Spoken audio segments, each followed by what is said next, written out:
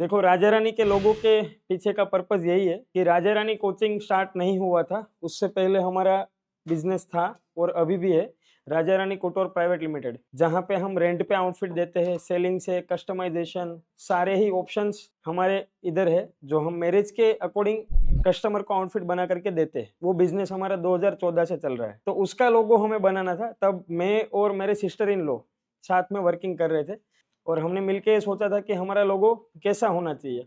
बहुत सारे अलग-अलग नाम थे। एक हमारी कुलदेवी का नाम था, माता जी का नाम कि उसके ऊपर हो जाए। जैसे नवरात्रि इधर होती है तो हम माता जी में बहुत बिलीव करते हैं। तो उसके नाम पे पहले हमने सोचा था। फिर हमने सोचा कि नहीं, ऐसा नाम नहीं होना चाहिए क्योंकि नेशनल या इंटरनेशनल ब्रांड नहीं बन सकता। तो इसलिए फिर हमने सोचा कि नाम कुछ ऐसा होना चाहिए जो हमारे काम के अकॉर्डिंग हो। फिर हमने सोचा, एक आइडिया आया दिमाग में कि मैरिज के टाइम पे किसी दूल्हे को क्या बनना होता है। तो मैरिज के टाइम पे दूल्हे को बनना होता है राजा एंड दुल्हन को क्या बनना होता है, रानी। तो इसको सोच के हमारा नाम बन गया राजा रानी। और राजा रानी कुटोर हमारे शोरूम का नाम, जो 2016 से चला आ रहा है। फिर 2020 के बाद, कोरोना के बाद राजा रानी कोचिंग की शुरुआत हुई। तो हमने सोचा कि इसी नाम को हम इस बिज़नेस में भी कंटिन्यू करेंगे। तो हमारे 2 अलग-अलग बिज़नेस है।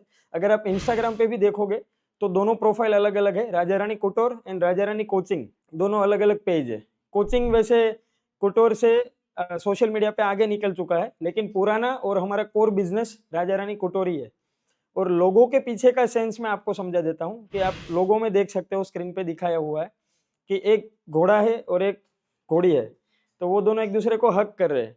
तो ये प्रेम दिखाता है एंड इससे ये समझ में आता है कि हाँ, ये कुछ ऐसी ब्रांड होगी जो कुछ ऐसा काम कर रही हो जो 2 लोगों को साथ में जोड़ने का काम हो। तो हम इस तरीके का कुछ काम कर रहे हैं, इस वजह से ये लोगो बनाया है। Thank you everyone.